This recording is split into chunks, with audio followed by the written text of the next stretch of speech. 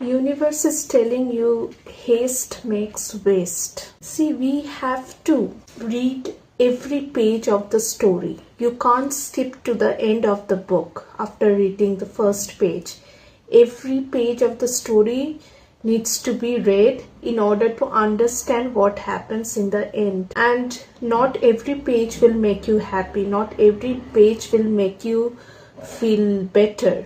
Some pages are heavy, some pages are difficult to accept. That is how the story of our life is. Now, if you try to spearhead through this, you are going to increase the delay. Here, you have to undergo whatever is happening in order to reach the conclusion. That's how it is. There's no two ways to it. So, if you are trying to reach to the conclusion in the beginning itself, that's not gonna happen. Everything has a pace, everything has its own cadence, and you just can't expedite it, hasten the process because you're not liking whatever is happening right now.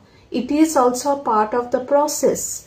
The caterpillar transforms from a worm into a butterfly. It doesn't like being a worm, but when it becomes a butterfly, it was worth being a worm, a caterpillar. So everything has its place and timing. You can't just rush through it, just because it's not that pleasant. Now, this is a situation, this could be with a person, very likely with a person, or with something which is happening in your life which is pretty much tangible in the 3D. Could be with your money, with your job. It exists in the tangible reality. Universe is also telling you that something is slow doesn't mean that it's not working. It is slow, but it is moving.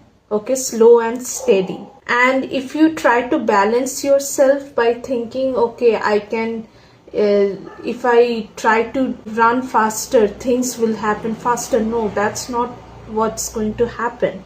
You have to follow the pace of whatever is happening. Then only will you understand what your soul decided to learn this time. And rebirth happens after death. You have to die to be reborn.